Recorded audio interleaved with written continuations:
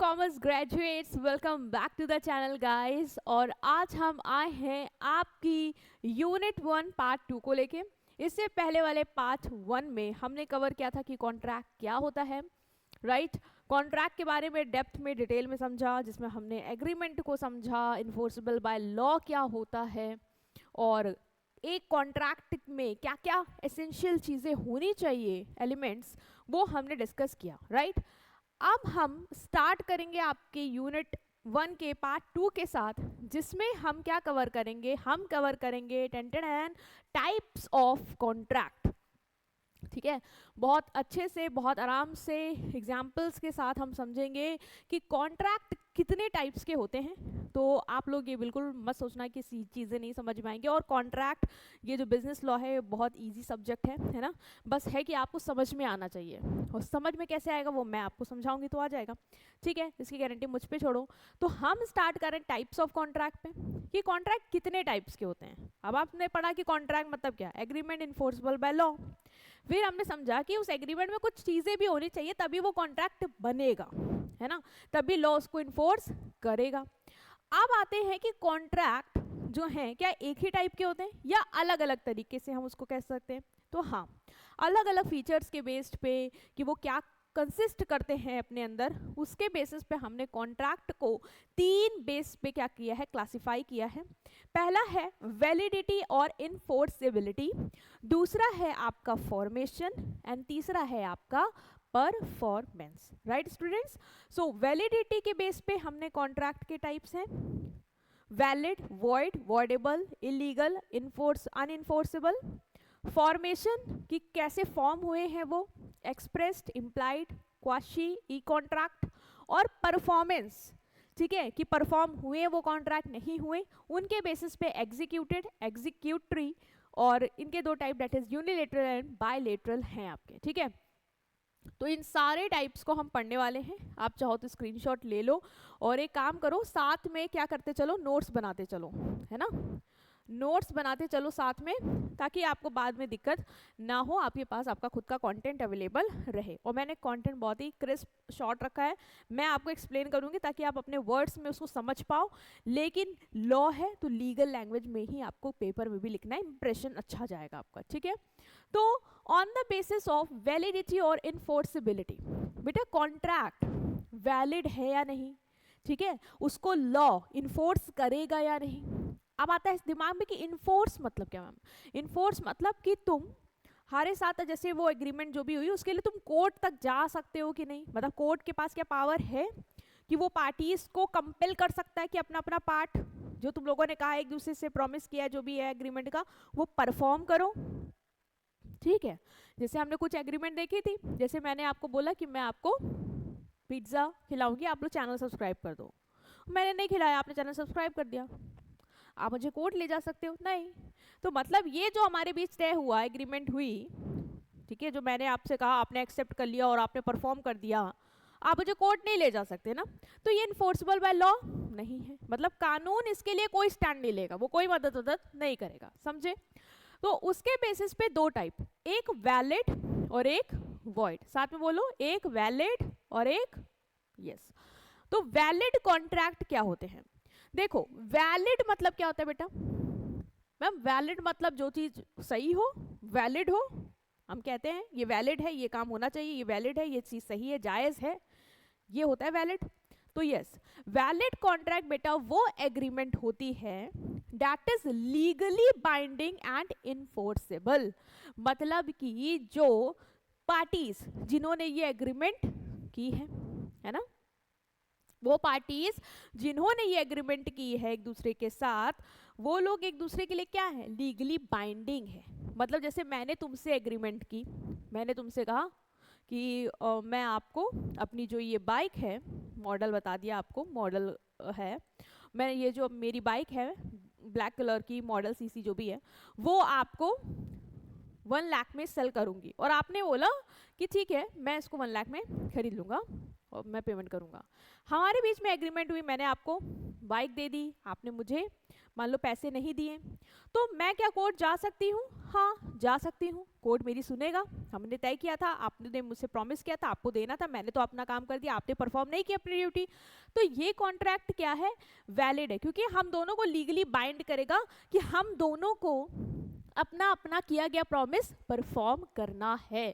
और अगर हम नहीं करते हैं, या मैं नहीं करती हूँ या तुम नहीं करते हो, तो हम कोर्ट जा सकते हैं और कोर्ट हमें हेल्प करेगा, जैसे मुझे हेल्प करेगा, और वो तुम्हें बाइंड करेगा कि तुम भी अपना एक्शन परफॉर्म करो, अदरवाइज तुम्हारे अगेंस्ट लीगल एक्शंस लिए जाएंगे। ठीक है, तो बेटा कॉन्ट्रैक्ट है, ठीक है मैम, वैलिड है, तो मैम इसमें वो सारे फीचर्स होंगे जो हम पढ़ के आए इससे पहले वाले पार्ट में? हाँ, इसमें वो सारे फीचर्स होने चाहिए, तभी कॉन्ट्रैक्ट वैलिड होगा। मतलब क्या था, कौन कौन से फीचर पढ़े थे हमने, याद आया? कुछ जनरल फीचर पढ़े थे, हाँ, और कुछ सेक्शन में मेंशन 10 में मेंशन फीचर्स पढ़े हमने। जनरल फीचर्स में हमने क्या पढ़ा था? 2 पार्टीज होनी चाहिए, है ना, 2 पार्टीज होनी चाहिए, और क्या होना चाहिए? उनके बीच में सारे फीचर्स कर लेते हैं, उनके बीच में लॉफुल कंसिडरेशन होना चाहिए, लॉफुल ऑब्जेक्ट होना चाहिए, फ्री कंसेंट होनी चाहिए, ठीक है, कुछ अगर स्पेसिफिक टाइप का कॉन्ट्रैक्ट है तो रिटर्न में होना चाहिए, समझा था ना? तो वो सारे फीचर्स होने चाहिए जो हम पढ़ के आए थे, वो सारे फीचर्स अगर हैं, मतलब एग्रीमेंट है, ऑफर है, एक्सेप्टेंस सब कुछ है, तो फिर वो कॉन्ट्रैक्ट क्या है? वैलिड कॉन्ट्रैक्ट कहलाएगा। तो बस तुम्हें ये याद रखना है कि वैलिड कॉन्ट्रैक्ट ऐसी एग्रीमेंट होती है जो लीगली बाइंडिंग और इन्फोर्सेबल होती है। इसमें वो सारे एसेंशियल होने चाहिए जो एक कॉन्ट्रैक्ट में होते हैं, जो हम पढ़ के आए हैं। ठीक है, तुमको याद होगा, तुम एग्जाम में मेंशन भी कर सकते हो एग्जाम्पल में। Right, next is void contract. Void मतलब क्या? कहते नहीं है वॉइड, मतलब ऐसे कॉन्ट्रैक्ट जिसको लॉ मानता ही नहीं है, मतलब कानून कहता है कि मेरे नजरों में ये कोई कॉन्ट्रैक्ट है ही नहीं, कर कैसे लिया तुमने? तो वॉइड कॉन्ट्रैक्ट मतलब section 2 clause J, a contract which ceases to be enforceable by law become void when it ceases to be enforceable। मतलब एक ऐसा कॉन्ट्रैक्ट जो लॉ कहता है कि ये कानून इन्फोर्स करेगा ही नहीं, मतलब कानून की नजरों में वो कॉन्ट्रैक्ट एग्जिट करता ही नहीं है, वो कॉन्ट्रैक्ट क्या होता है? Void. Void contract is one which can not be enforceable by court of law. ये क्या था? इनफोर्सेबल था, ये क्या है? इनफोर्सेबल नहीं है। मतलब ऐसे कॉन्ट्रैक्ट जो तुमने कर लिया, ऐसी एग्रीमेंट जो तुमने कर ली, कल को कोर्ट के पास जाओगे, कोर्ट कहेगा कि ये कॉन्ट्रैक्ट एग्जिस्ट ही नहीं करता, आपने कर कैसे लिया? जैसे कि तुमने किसी माइनर के साथ कोई कॉन्ट्रैक्ट कर लिया, है ना, तुमने किसी 18 साल से कम के बच्चे के साथ कोई कॉन्ट्रैक्ट कर लिया, तुम दौड़े दौड़े जाते हो लॉ कोर्ट कि जज साहब ये देखिए, ये जो इनके साथ मैंने कॉन्ट्रैक्ट किया, ये अपनी ड्यूटी नहीं परफॉर्म कर रहे हैं। तो कोर्ट आपसे कहेगा कि इनकी एज क्या है, तो आप बताओगे 18 से कम के हैं, बोलेगा आप पागल हैं। कॉन्ट्रैक्ट के एसेंशियल्स पता है आपको कि कॉन्ट्रैक्ट आप किसके साथ कर सकते हैं, तो आप तो वहाँ पे ब्लैंक हो जाओगे, तो आप, लेकिन आप नहीं होगे क्योंकि आपने पढ़ रखा है कि नहीं कर सकते। तो वहाँ पे कॉन्ट्रैक्ट कहेगा, वो लॉ कहेगा कि हम कोई मदद नहीं कर सकते, ये कॉन्ट्रैक्ट एग्जिस्ट ही नहीं करता, ये कोई कॉन्ट्रैक्ट ही नहीं है, है ना, ये एग्रीमेंट आपकी पहले से ही इनवैलिड है। तो वो कॉन्ट्रैक्ट जो वॉइड है, जैसे तुमने किसी को प्रॉमिस कर दिया कि तुम मुझे 10,000 रुपए दो, मैं तुम्हारे मरे हुए दादाजी को वापस ले आऊंगा, अरे ये इम्पॉसिबल एक्शन, आपने वादा भी कैसे कर दिया? तो ये कॉन्ट्रैक्ट के लिए तुम मान लो वो गया कि मैंने 10,000 रुपए दिए थे, ये मेरे दादाजी वापस नहीं लाया, कोर्ट क्या कहेगा? कोर्ट एकदम चौंक जाएगा, भाई कैसे कॉन्ट्रैक्ट कर रहे हो तुम लोग, इम्पॉसिबल एक्शन वाले कोई कॉन्ट्रैक्ट होते हैं? नहीं होते हैं। तो ये कॉन्ट्रैक्ट क्या है? वॉइड है, मतलब कानून इसके लिए कोई मदद नहीं करेगा, कानून इसको इन्फोर्स नहीं कर सकता, ये कोर्ट ये कानून की नजरों में ये कॉन्ट्रैक्ट एग्जिस्ट करते ही नहीं है। तो void contract is one which can not be enforced bye court of law, जो कोर्ट ऑफ लॉ इन्फोर्स नहीं करेगा। ठीक है, ओके। नेक्स्ट जो टाइप है इसी में, जो हमने पहली कैटेगरी में पढ़ रहे हैं, वो है आपका वॉइडेबल कॉन्ट्रैक्ट। एक होता है वैलिड, जो बिल्कुल वैलिड है, मतलब इन्फोर्सेबल बाय लॉ है। एक होता है वॉइड, जो भाई लॉ कहता है मेरी नजरों में एग्जिस्ट करता है, नहीं है, इन्फोर्सेबल है ही नहीं। उसके बीच में एक कॉन्ट्रैक्ट आता है, वो होता है आपका वॉइडेबल। वॉइडेबल मतलब वॉइड हो सकता है, ऐसा कॉन्ट्रैक्ट जो वॉइड हो सकता है, अभी वॉइड नहीं है, अभी वैलिड है, लेकिन आसार है कि ये क्या हो जाए, वॉइड हो जाए। कैसे हो सकता है वॉइड, समझे?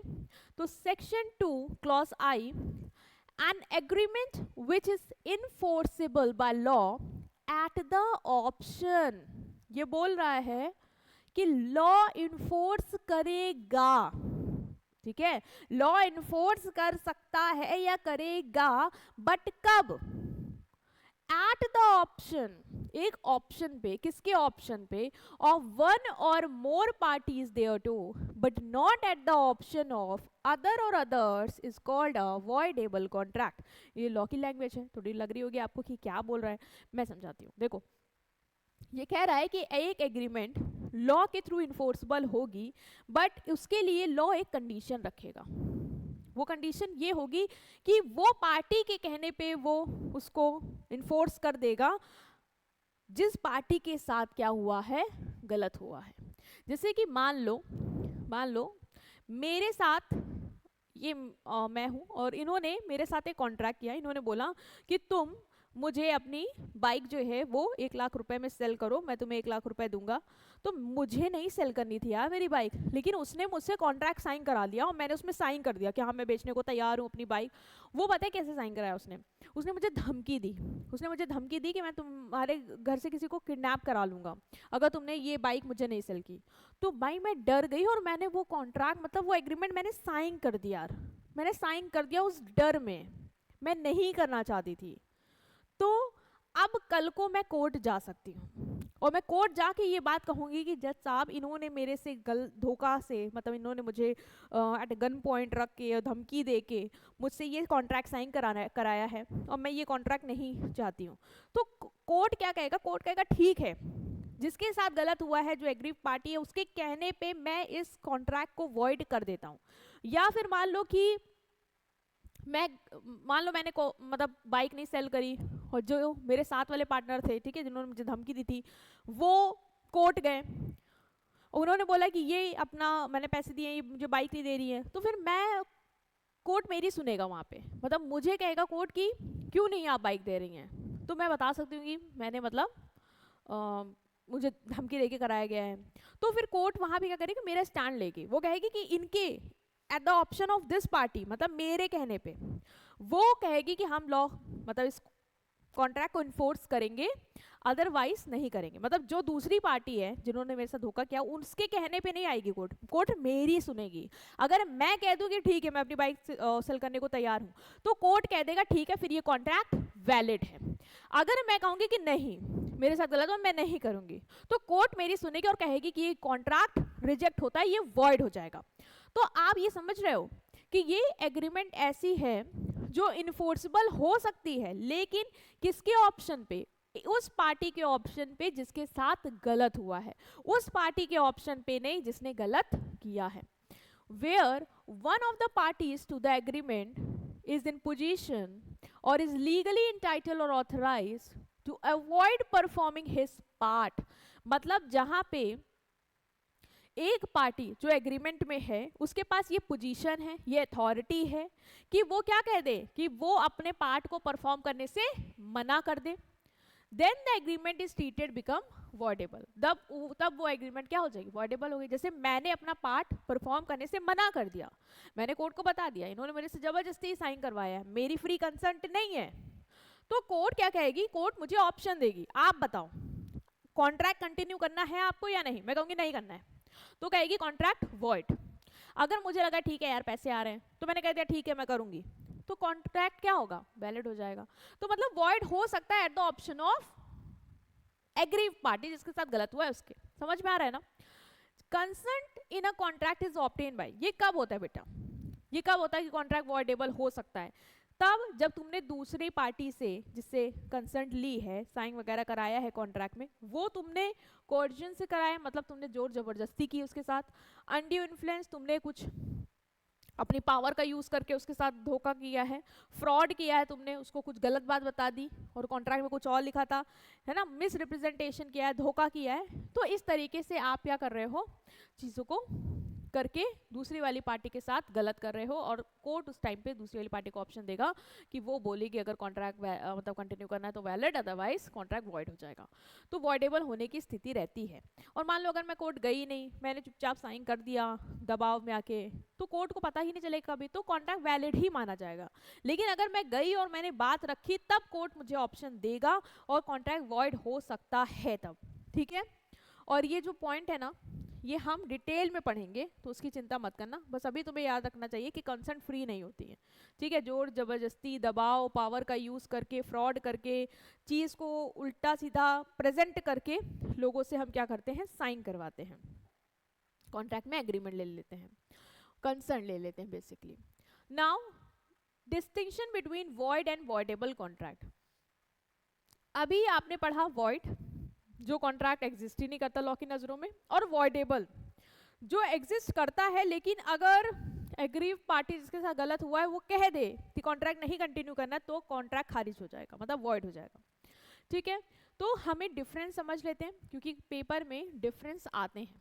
वॉइड और वॉइडेबल कॉन्ट्रैक्ट से डिफरेंस पूछता है, एग्जामिनर का फेवरेट क्वेश्चन है, तो इंपॉर्टेंट मार्क कर लो और इसको याद कर लो। ठीक है, समझ लेते हैं वॉइड कॉन्ट्रैक्ट क्या होता है और वॉइडेबल कॉन्ट्रैक्ट क्या होता है। वॉइड कॉन्ट्रैक्ट पर क्या है अभी हम, a contract ceases to be enforceable by law. भाई लॉ की नजरों में एग्जिस्ट ही नहीं करता ये कॉन्ट्रैक्ट, है ना। वॉइडेबल कॉन्ट्रैक्ट क्या है, एक ऐसी agreement which is enforceable by law, जो लॉ इन्फोर्स कर सकती है, कब, at the option of one or more the party thereto but not at the option of the other or others is a voidable contract। बेटा ये law की language है, इसको एज इट इज याद कर लो। मैंने तुम्हें मतलब बता दिया है, ये आपको एज ए ही याद करना है ना। आप सोच रहे होगे कि thereto but not at the option of other others, but ऐसे ही याद होना है। ये ऐसी एग्रीमेंट जो इन्फोर्सेबल है लॉ के बाद, लॉ के थ्रू, किसके ऑप्शन पे, eight the option of one or more of the parties, मतलब वो पार्टीज जिनके साथ गलत हुआ है, there to but not at the option of other, उन पार्टीज के नहीं जिन्होंने गलत किया है, is a voidable contract. Enforceability के बेसिस पे देखें हम, तो void contract can not be enforced at all. Void contract आप इन्फोर्स कर ही नहीं सकते, मतलब लॉ, क्यों लॉ इन्फोर्स करेगी इसको, क्यों आप दूसरी पार्टी को कंपेल करेगी एक्शन परफॉर्म करो। भाई आपने 10,000 रुपए दिए कि मेरे परदादा जी को वापस ले आओ, आप कोर्ट नहीं कह सकती सामने वाले से भाई तुम 10,000 लिए हो, तुम वापस लेके आओ उनके दादाजी, नहीं कह सकती भाई, इन्फोर्सिबल हो ही नहीं सकता, इम्पॉसिबल एक्ट, आपने साइन कर लिया मान लो, ये इन्फोर्सिबल होगी but at the option of agreed party, not at the option of other party. अगर एग्रीड पार्टी कह दे कि ठीक है, हम ये जो कॉन्ट्रैक्ट मेरे साथ धोखाधड़ी करके करवाया गया है उसको परफॉर्म करवाइए आप, हम मानते हैं, कंटिन्यू करेंगे, तो फिर कोर्ट वहां दबाव डाल सकती है दूसरी पार्टी पे, अदरवाइज नहीं। कॉजेज की बात करें तो contract become void due to change in law और change in circumstances beyond the contemplation of the parties. Cause क्या है, वॉइड कॉन्ट्रैक्ट कब होता है बेटा, कभी लॉ में बदलाव आ गया, मतलब मान लो तुमने कोई एग्रीमेंट करी थी किसी चीज को परफॉर्म करने की, और आगे ऐसा टाइम आया कि वो काम को सरकार ने इलीगल कर दिया, तो तुम्हारा कॉन्ट्रैक्ट क्या हो जाएगा, खारिज हो जाएगा, है ना। या सरकमस्टांस बदल गए मान लो, ठीक है, जैसे कि मान लो कि इंडिया ने पाकिस्तान के साथ कॉन्ट्रैक्ट किया था कि वो सप्लाई करेंगे गुड्स की, है ना, इंडिया ने कहा था कि हम आपको सामान देंगे, गुड्स आपको सप्लाई करेंगे, उसने कहा था ठीक है हम पैसे वैसे देंगे। बाद में क्या हुआ कि हमारा उनके बीच में वॉर हो गई, तो अब वो कॉन्ट्रैक्ट क्या हुआ, सरकमस्टांसेस की वजह से खारिज हो जाएगा, वॉइड हो जाएगा, मतलब अब एग्जिस्ट ही नहीं करेगा, अब वैसे सिचुएशन थोड़ी ना कॉन्ट्रैक्ट कानून मान जाएगा, तो ये इस वजह से कॉन्ट्रैक्ट वॉइड हो सकते हैं। कॉन्ट्रैक्ट वॉइडेबल कब होता है, वॉइडेबल बेटा तभी होगा जब कंसर्न्ड पार्टी की फ्री ना हो, तुमने दूसरे वाले को जोर जबरदस्ती उसके साथ धोखाधड़ी करके, है ना, तब उससे तुमने कंसर्ट ली हो, तो वो अगर चला जाए कोर्ट और कह दे मेरी कंसर्ट फ्री नहीं थी, मुझसे जोर जबरदस्ती करवाई गई है, तो फिर लॉ उसकी बात सुन के कॉन्ट्रैक्ट को वॉइड कर सकता है। नेक्स्ट इज वॉइड कॉन्ट्रैक्ट के परफॉर्मेंस ऑफ कॉन्ट्रैक्ट के बेसिस में डिफरेंस। वॉइड कॉन्ट्रैक्ट क्या परफॉर्म हो सकते हैं, नहीं, ये भाई एग्जिस्ट ही नहीं करता, लॉ इनको मानता ही नहीं है, तो आप परफॉर्म कैसे करोगे इसको, है ना, परफॉर्म नहीं हो सकते। इफ द voidable contract क्या है, if the agree party does not within the reasonable time exercise his right to avoid the contract, any party can sue the other for claiming the performance of the contract। बेटा ये चीज याद रखना, voidable contract जैसे तुम्हारे साथ भी मान लो कभी ऐसा कभी ना हो, मान लो ऐसा लेकिन तुम्हारे जानने में किसी के साथ हो गया, तो ये याद रखो कि ऐसा केस होता है कि अगर तुम्हारे साथ धोखा हुआ है, लाइक तुमसे जबरदस्ती बिना तुम्हारी फ्री कंसर्न के एग्रीमेंट में साइन वगैरह कराए गए हैं, तो तुमको ना एक रीजनेबल टाइम मिलता है, एक समय सीमा होती है जिसके अंदर ही कोर्ट में जाके ये सब बात बतानी होती है, और उसी टाइम पे तुम्हारे पास राइट रहता है कि तुम कॉन्ट्रैक्ट को वॉइड करवा दो। लेकिन अगर तुम मान लो उस टाइम तक कॉन्ट्रैक्ट को लेके नहीं गए कोर्ट तक, ठीक है, तुमने अपनी बात नहीं रखी और समय हो गया, समय बीत गया काफी, तो फिर तुम्हारे पास कोई राइट नहीं है उसको वॉइड कराने का। फिर कोर्ट कहेगी कि ये कॉन्ट्रैक्ट क्या है, वैलिड है। इस केस में तुम्हारे साथ जो दूसरी पार्टी है ना, जिसने तुमसे जोर जबरदस्ती करी थी, उसके पास ये राइट आ जाएगा कि कोर्ट से कह के तुमसे वो काम करवाए, है ना, कोर्ट के पास जाए और कहे कि अपना टास्क नहीं कर रहे हैं, इनसे कहिए ये करें। फिर कोर्ट तुम्हारी नहीं सुन पाएगी क्योंकि तुम समय क्रॉस कर चुके हो। कोर्ट यही कहेगी कि कॉन्ट्रैक्ट वैलिड है, आप अपना पार्ट परफॉर्म करिए, ठीक है। तो ये चीज याद रखना, रीजनेबल टाइम में तुम्हें ये करना है, अदरवाइज तुम्हें कॉन्ट्रैक्ट परफॉर्म करना ही पड़ेगा। राइट्स की बात करें तो void contract does not grant any legal remedy to any party.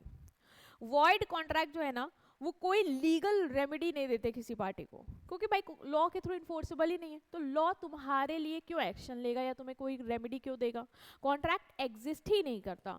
आपने इंडिया पाकिस्तान ने कॉन्ट्रैक्ट किया, अरे वॉर हो गया, वो कॉन्ट्रैक्ट ही नहीं एग्जिस्ट करता, तो क्यों पाकिस्तान को या इंडिया को कोई रेमेडी मिलेगी, नहीं मिलेगी, है ना। यहाँ पे वॉइडेबल में क्या है, the party whose consent was not free has the right to resign the court within a reasonable time. If rescinded it becomes a void contract, if not rescinded become a valid contract. मतलब यहाँ पे remedy क्या है, यहाँ पे अधिकार क्या है, यहाँ पे अधिकार है कि वो पार्टी जिसके साथ कंसर्न, जिसकी कंसर्न फ्री नहीं थी, उसके पास ये राइट है, अधिकार है कि वो कोर्ट में क्या करे, उस कॉन्ट्रैक्ट को एक रीजनेबल टाइम तक जाके बता के with in a reasonable time जाके उसको वॉइड करवा दे, ठीक है, वॉइड करवा सकता है। लेकिन अगर मान लो उसने नहीं कॉन्ट्रैक्ट को खारिज करवाया, रिसेंड नहीं किया है, तो उस केस में कॉन्ट्रैक्ट वैलिड बन जाएगा और फिर वो आपको परफॉर्म करना ही करना पड़ेगा, भले ही आपकी कंसर्न फ्री ना हो। समझ गए। तो ये हमने अभी क्लियर किया, मीनिंग के बेसिस पे, इन्फोर्सिबिलिटी के बेसिस पे, कॉजेस के बेसिस पे, performance of contract and right, ठीक है। तो ये आपको याद रखना है। नेक्स्ट जो टाइप है हमारा वो है इल्लीगल कॉन्ट्रैक्ट। इल्लीगल कॉन्ट्रैक्ट क्या होता है मैम, नाम ही में आ रहा है, ऐसे कॉन्ट्रैक्ट जो इल्लीगल चीजों के लिए करते हैं हम, ऐसे काम के लिए जो भाई लॉ पनिश कर दे हमें। हाँ, so a contract which the law forbids to be made, ऐसे कॉन्ट्रैक्ट जो कानून कहता है कि आपको करना ही नहीं है, अदरवाइज हम आपको पनिश करेंगे, है ना, वो कॉन्ट्रैक्ट क्या होते हैं, illegal contract. Court will not enforce such contract but also the connected contract. Court in contract को तो इन्फोर्स नहीं करेगा, इसके अलावा इससे जो कनेक्टेड कॉन्ट्रैक्ट भी आपने कर लिए हैं वो उनको भी इन्फोर्स नहीं करेगा। मतलब ये जैसे तुमने गुड्स को स्मगलिंग करने के लिए कॉन्ट्रैक्ट किया, जैसे ए ने गुड्स को स्मगलिंग करने के लिए कॉन्ट्रैक्ट किया बी के साथ, अब तुमको पता है कि ये काम गलत है, मतलब ये कॉन्ट्रैक्ट ऐसा है कि भाई कानून तुम्हें सजा देगी इसके लिए, है ना, लॉ फॉरबिड करता है कि ऐसे कॉन्ट्रैक्ट नहीं करने, तुमने लेकिन कर लिया, मान लो, अरे मैम हम क्यों करेंगे, अरे मान लो तुमने कर लिया, नहीं किया, कर लिया, चलो अभी आपने ऐसे कॉन्ट्रैक्ट कर लिया है, आपने कहा कि हम स्मगलिंग करेंगे गुड्स की, ठीक है, अपने सिटी में, अपने एरिया में आप अंडरडॉन बन के घूम रहे हो, अभी लॉ ने मना किया था लेकिन आपने तो कर लिया वो कॉन्ट्रैक्ट, तो ये कॉन्ट्रैक्ट जो आपने किया है ना, ये तो लॉ इन्फोर्स नहीं करेगी। मतलब कल को तुम चले जाओ, कहो कि हमने कहा था इस गुड्स के स्मगलिंग करने के लिए, हमने इनके साथ कॉन्ट्रैक्ट किया था और ये देखिए पैसे नहीं दे रहे, तो तुमको जज साहब ना अच्छे से खींच के तमाचा भी मारेंगे और जेल में भी डालेंगे, वो तो वो करेंगे ही करेंगे। उसके बाद वो तुमसे पूछेंगे और कितने कॉन्ट्रैक्ट किए इसके चक्कर में तुमने, तो आप बताओगे कि अरे मैंने बैंक से लोन भी तो लिया था, बैंक से लोन भी लिया था गुड्स मंगवाने के लिए बाहर से, तो स्मगलिंग के लिए तो लोन वगैरह भी हुए हैं, तो फिर कोर्ट कहेगा कि जितने भी कॉन्ट्रैक्ट तुमने इसके चक्कर में किए हैं ना, इससे कनेक्टेड, वो सब हम इन्फोर्स नहीं करेंगे। कल को वो बैंक भी चले आएंगे ना हमारे पास, तो हम उनको भी कोई रेमेडी नहीं दे पाएंगे। क्यों? क्योंकि ये कॉन्ट्रैक्ट इलीगल था और इससे कनेक्टेड जितने भी कॉन्ट्रैक्ट है वो सब भी इलीगल है, तो ये कोई भी इन्फोर्सेबल नहीं होंगे। समझ रहे हो? तो वो कॉन्ट्रैक्ट तो इन्फोर्सेबल नहीं होगा, इसके साथ जो भी तुमने कनेक्टेड कॉन्ट्रैक्ट किए हैं वो भी इन्फोर्सेबल नहीं होंगे। मान लो कल तुम बैंक के पास, बैंक आ जाए या बैंक के पास तुम चले जाओ कोर्ट को लेके कोर्ट के पास कि बैंक हमें मान लो पैसा नहीं दे रहे हैं टाइम पे, तो भी कोर्ट तुम्हारी नहीं सुनने वाला, ठीक है। So an illegal agreement are void, but all void agreements are not necessarily illegal. जरा दिमाग लगा के अपने एंड पे इस स्टेटमेंट को सोचने की कोशिश करो, थोड़ा ब्रेनस्टॉर्म करो। क्या बोल दिया इसने? बोल रहा है कि an illegal agreement are void. तो तुम एग्री करते हो कि जो इलीगल एग्रीमेंट है वो वॉइड होंगी? हाँ मैम, इलीगल एग्रीमेंट मतलब वो काम जो लॉ मना करती है, पनिश करेगी, हमने वो कर दिया। अगर हमने वो कर दिया तो लॉ की नज़रों में तो वो एग्जिस्ट ही नहीं करेगा, लॉ उसको इन्फोर्स नहीं करेगी, इन्फोर्स नहीं करेगी तो मतलब वॉइड है ना, वॉइड है। दूसरा क्या बोला है? But all void agreement are not necessarily illegal. लेकिन जो वॉइड एग्रीमेंट है बेटा, मतलब जैसे तुमने कहा कि किसी के दादाजी को तुम वापस ले आओगे, प्रॉमिस करके बैठ गए हैं, तुम इंडिया ने पाकिस्तान के साथ कॉन्ट्रैक्ट कर लिया कि हम आपको सामान बेचेंगे, वॉर हो गया, नहीं बेच पा रहा है, तो ये वॉइड है, मतलब परफॉर्म नहीं हो सकते। तो ये जो वॉइड कॉन्ट्रैक्ट है क्या इलीगल है? नहीं, इसके लिए कोर्ट तुम्हें पनिश नहीं करेगा, कोर्ट तुम्हें जेल नहीं भेजेगा, हाँ कोर्ट इसको मानेगा नहीं, इन्फोर्स नहीं करेगा। तो मतलब ये कि इलीगल कॉन्ट्रैक्ट तो वॉइड हैं, लेकिन सारे वॉइड कॉन्ट्रैक्ट इलीगल नहीं होते, ठीक है। वॉइड एग्रीमेंट हो भी सकती, कुछ हो भी सकती कि इलीगल हो, जैसे तुमने स्मगलिंग के लिए कर लिया, ये वो तो कोर्ट नहीं मानेगा नजरों में, लेकिन सारे जो वॉइड एग्रीमेंट वो इलीगल नहीं होते। अब जैसे इंडिया पाकिस्तान ने ऐसा कॉन्ट्रैक्ट किया, उनको क्या पता था वॉर हो जाएगा, है ना, तो ये इलीगल नहीं है, बट हाँ ये वॉइड है, ठीक है। जैसे एग्जाम्पल लो इलीगल एग्रीमेंट का, इलीगल कॉन्ट्रैक्ट का, A enter into an agreement with B to smuggle good into the country. This agreement is illegal and hence void. A ने एग्री किया B से कि हम क्या करेंगे, गुड्स की स्मगलिंग करेंगे सिटी में, तो ये एग्रीमेंट क्या, ये जो एग्रीमेंट हो रही है, जो कॉन्ट्रैक्ट बन रहा है इनके बीच में, वो क्या है, इलीगल है ना, इलीगल काम को हो रहा है, और क्या कोर्ट की नजरों में एग्जिस्ट करेगा? नहीं, तो वॉइड भी है। मान लो अगर बी ने रिफ्यूज कर दिया पैसा पे करने से, तो ए अब इस एग्रीमेंट को कोर्ट लेके नहीं जा सकता, क्योंकि कोर्ट गया तो उसको भी पता है कि क्या होने वाला है ना। तो ये होती है illegal contract. Illegal contract void होते हैं, लेकिन सारी एग्रीमेंट वॉइड एग्रीमेंट इलीगल नहीं होती, ठीक है। तो ये हमने समझा। अब हम आएंगे इसी से ही डिफरेंस समझेंगे वॉइड एग्रीमेंट और इलीगल एग्रीमेंट का। तो section 2 clause D of the Indian contract act, an agreement not enforceable by law is void. ये हमें पता है, ऐसी एग्रीमेंट जिसके लिए कानून स्टैंड नहीं लेगा वो वॉइड है, लॉ की नजरों में एग्जिस्ट नहीं करेंगी। तो डिफरेंस क्या है वॉइड एग्रीमेंट और इलीगल एग्रीमेंट में? अभी हमने पढ़ा भी है कुछ हद तक, वही चीज बोली गई, बोलेगा दोबारा, सुनते हैं। स्कोप की बात कर रहे हैं, बोल रहा है void agreement is not necessarily illegal. ये हमने देखा भी कि हाँ भाई वॉइड एग्रीमेंट जरूरी नहीं कि इलीगल हो। इंडिया पाकिस्तान ने कॉन्ट्रैक्ट किया था सामान सप्लाई अप्लाई करने का, ट्रेड वॉर हो गया, नहीं हो पाया, इलीगल नहीं, कोई सजा वजह किसी को नहीं मिलेगी। मैंने कहा था कि मैं आपके दादाजी को वापस लेंगे, मुझे पैसा दे दो, मैं नहीं कर पाई, इम्पॉसिबल एक्ट था, कोई सजा वजह नहीं होगी। तो ये इसमें यह है कि हाँ खारिज करे जाएंगे बट इलीगल नहीं है, ठीक है। इलीगल एग्रीमेंट क्या होती है? इलीगल एग्रीमेंट हमेशा वॉइड होती है भाई। इलीगल एग्रीमेंट, तुम कुछ ऐसा काम कर रहे हो जो लॉ मना करती है, जिससे सजा मिलेगी, तो वो तो वॉइड है ही, लॉ मानेगा ही नहीं उसको। नेचर की बात करें, not forbidden by law, law मना नहीं करता, मतलब पनिश नहीं करता इनके लिए, लेकिन ये फॉरबिडन बाय लॉ है। पनिशमेंट की बात करें, parties are not liable for any punishment under the law, यहाँ पे पार्टीज को कोई पनिशमेंट नहीं मिलती और वहाँ पे मिलती है। कोलेटरल एग्रीमेंट की बात करें, it is not necessary that agreement collated to void agreement are also void, मतलब ये जरूरी नहीं कि वो एग्रीमेंट जो वॉइड एग्रीमेंट से रिलेटेड हो वो भी क्या हो, वॉइड हो। लेकिन agreement collateral to illegal agreement, जैसे हमने देखा था, तुमने एक कॉन्ट्रैक्ट किया स्मगलिंग के, इसीलिए तुमने बैंक के साथ भी कॉन्ट्रैक्ट किया, है ना, कोलेटरल कॉन्ट्रैक्ट किया, तो वहां पे देखा कि वो भी कॉन्ट्रैक्ट खारिज हो गया और वो भी खारिज हो गया। तो वो इस केस में क्या होता है, agreement collateral to illegal agreement हमेशा क्या होती है, वॉइड होती है। लेकिन एग्रीमेंट जरूरी नहीं है जो वॉइड एग्रीमेंट से रिलेटेड तुमने कोई एग्रीमेंट की, लाइक ट्रेड वॉर के लिए मान लो तुमने बैंक से लोन लिया, है ना, और वॉर हो गया तो इंडिया पाकिस्तान को सप्लाई नहीं कर पाया, तो वो बैंक से जो लोन है वो आपको वापस करना पड़ेगा, ठीक है, वो वॉइड नहीं हो जाएगा। तो ये चीज़ याद रखना कि agreement collated to void agreement जरूरी नहीं है कि वॉइड हो, लेकिन यहाँ पे होता है कि आपने इलीगल एग्रीमेंट के लिए अगर कोई भी और कॉन्ट्रैक्ट किए हैं तो वो सब खारिज हो जाएंगे, ठीक है। Okay, next is unenforceable contract. इसके बाद जो कॉन्ट्रैक्ट आता है वो है इसी कैटेगरी में, वो है अनइनफोर्सेबल, मतलब ऐसा कॉन्ट्रैक्ट जो लॉ क्या करेगी, इन्फोर्स ही नहीं करेगी, ठीक है। तो unenforceable contract are rendered unenforceable by law due to some technical defect. Ma'am क्यों नहीं इन्फोर्स कर रही है, वहां पे भी इन्फोर्स नहीं कर रही थी तो हमने रीजन समझ लिया था, ठीक है। यहाँ पे क्यों नहीं इन्फोर्स कर रही है, हमें अनइनफोर्सेबल क्यों बोल रहे हैं, इसलिए बोल रहे हैं क्योंकि इसको लॉ इसलिए नहीं इन्फोर्स कर पा रहा है क्योंकि कोई टेक्निकल डिफेक्ट है। क्या है, कोई टेक्निकल डिफेक्ट है, इस वजह से वो क्या नहीं कर पा रहा है, इन्फोर्स नहीं कर पा रहा है। This means there is an issue और flaw that prevent the court from enforcing the contract making it legally unenforceable। मतलब कोई बेटा इशू है या फ्लॉ है, कोई मिस्टेक है तुम लोग के एग्रीमेंट में जिस वजह से कॉन्ट्रैक्ट को लॉ क्या नहीं कर पा रहा है, इन्फोर्स नहीं कर पा रहा है, स्टैंड नहीं ले पा रहा है तुम लोगों में। मतलब जैसे कि एब्सेंस ऑफ राइटिंग, मान लो ए ने बी से ओरली एग्री कर लिया कि ए अपना घर जो है वो बी को बेचेगा।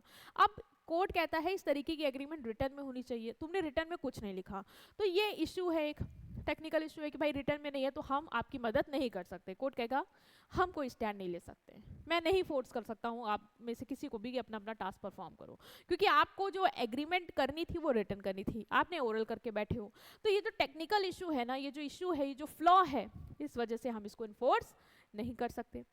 Buried by limitation, A has debt owed by B, but A waits too long to sue, surpassing the legal time limit. The contract is unenforceable due to the state of limitation.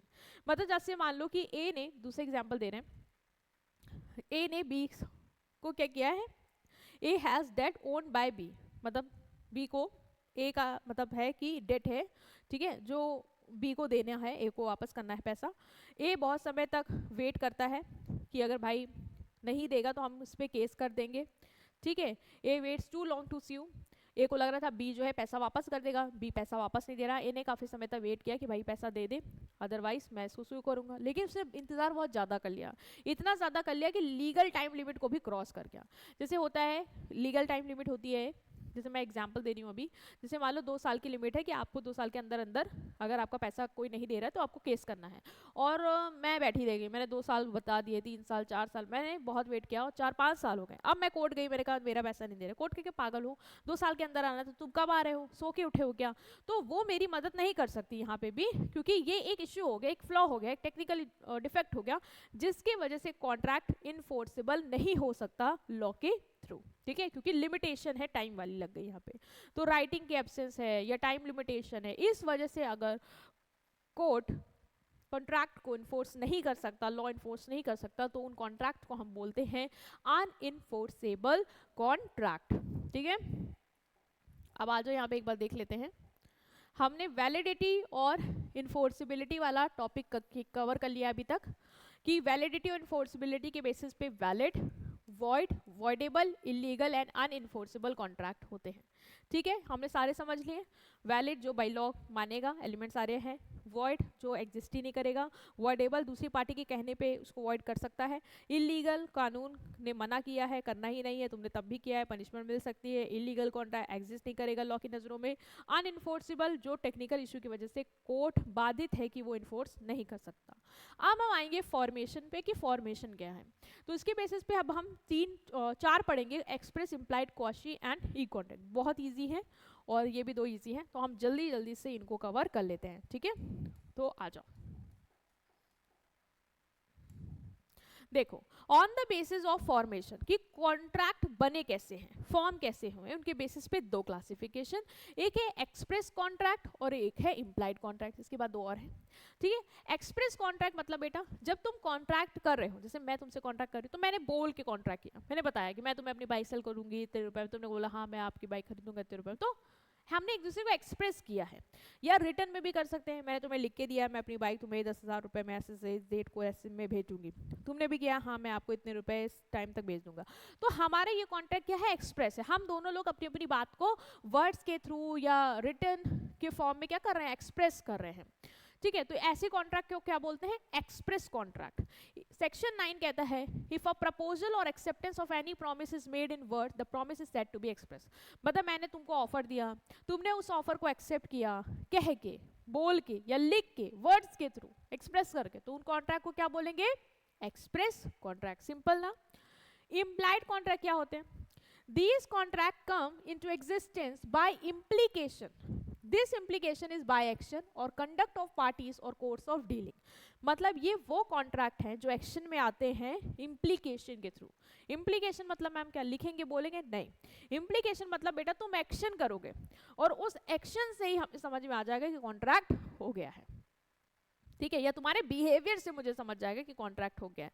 जैसे section 9 कहता है contemplate such implied contract when it lay down that in far as such proposal acceptance is made otherwise in word, मतलब जब acceptance और proposal हो रहा है शब्दों के अलावा, मतलब actions के थ्रू, तो उसे हम बोलते हैं implied contract। जैसे तुम रेस्टोरेंट गए, तुम रेस्टोरेंट में बैठे, तुमने कुछ ऑर्डर किया, तो अब रेस्टोरेंट वाले को पता है, मतलब ये कॉन्ट्रैक्ट हो गया कि तुमने ऑर्डर दिया है तो तुम ऑर्डर लोगे, तुम पेमेंट करके जाओगे, तुमने हाँ बोलने की जरूरत नहीं, तुम बस गए, तुम बैठे, तुमने ऑर्डर, जैसे तुम, अब क्या होता है, सिस्टम चल गया है ना, सिस्टम चल गया है जहाँ पे आप खुद ही ऑर्डर प्लेस कर सकते हो। आप गए मैकडी, आपने सेलेक्ट किया ऑप्शन, पे किया, बिल लिया, पेमेंट करी, आपको अब ये है कि आपको वो सर्व करेंगे आके, क्योंकि आपके बीच में कॉन्ट्रैक्ट हो गया, बोला किसी ने नहीं, लेकिन सबको पता है कि सबको क्या करना है, सबको कौन कौन से एक्शन परफॉर्म करने हैं।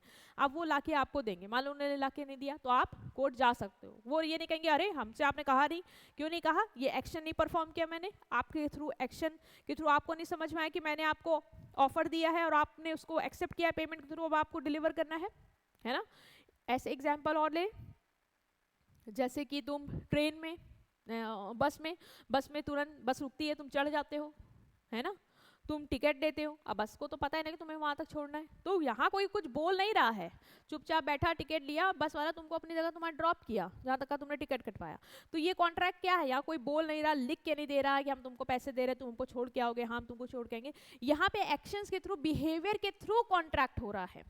उसको पता है तुम बैठे हो तो तुम मतलब आगे जाओगे, पैसे दिए हैं तुमने, हमें तुमको वहां तक छोड़ना है। तुम रेस्टोरेंट गए हो, तुमने ऑर्डर किया, तो उसको पता है कि तुम्हें ऑर्डर सर्व करना है ना। तो ये कॉन्ट्रैक्ट क्या होते हैं, ये होते हैं तुम्हारे इम्प्लाइड कॉन्ट्रैक्ट। ठीक है, अपनी लाइफ में आप बहुत सारे इम्प्लाइड कॉन्ट्रैक्ट करते हो, जहाँ पे आप बोलते नहीं हो लेकिन आप एक्शंस करते हो, तो सामने वाला भी अपनी ड्यूटी परफॉर्म करता है, नहीं करता है तो आप जाके क्या कर सकते हो, कोर्ट के अगेंस्ट, कोर्ट के पास जाके उसके अगेंस्ट एक्शन ले सकते हो, है ना। नेक्स्ट इज इसी में क्वाशी कॉन्ट्रैक्ट। क्वाशी कॉन्ट्रैक्ट क्या होते हैं, it is not an actual contract but resemble a contract. ये कोई एक्चुअल कॉन्ट्रैक्ट नहीं होता, यहाँ पे कोई किसी से कह नहीं रहा, एक्शन कर रहा है, ऐसा कुछ नहीं है, लेकिन ये कॉन्ट्रैक्ट होते हैं, कॉन्ट्रैक्ट के जैसे होते हैं। कैसे, क्योंकि इन्हें लॉ क्रिएट करता है। Under certain circumstances the law create and enforce legal right and obligation when no real contract.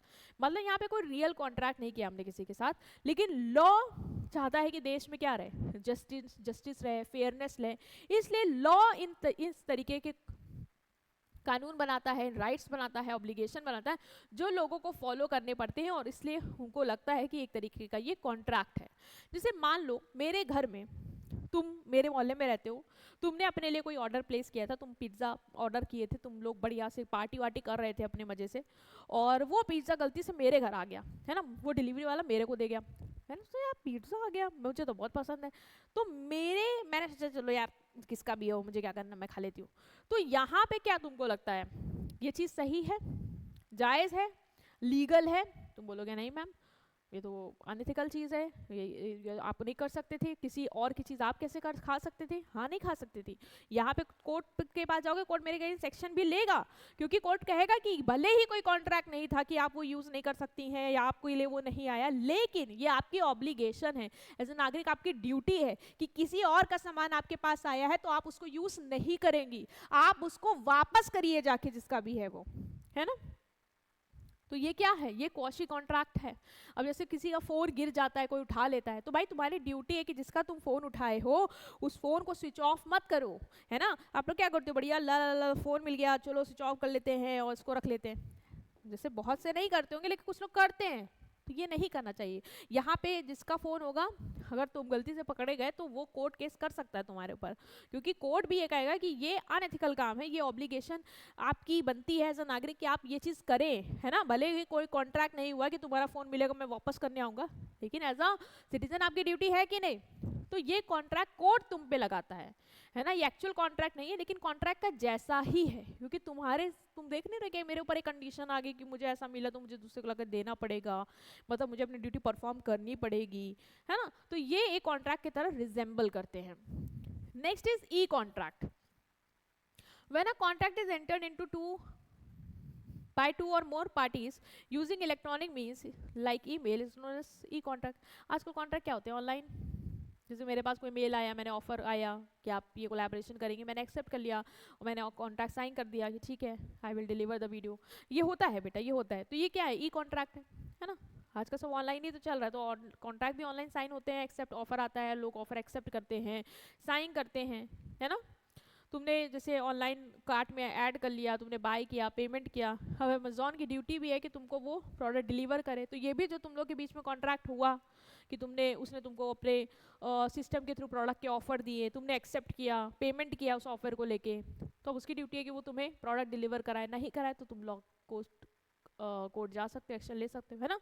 तो ये कॉन्ट्रैक्ट क्या है, ये सब ऑनलाइन हो रहे हैं, तो ये सब ई कॉन्ट्रैक्ट है, ठीक है। तो on the basis of formation हमने पढ़ लिए 4, ठीक। क्वासी कॉन्ट्रैक्ट, ई कॉन्ट्रैक्ट और 2 और पढ़े अभी हमने, इम्प्लाइड और एक्सप्रेस। अब हम आ रहे हैं on the basis of performance of contract.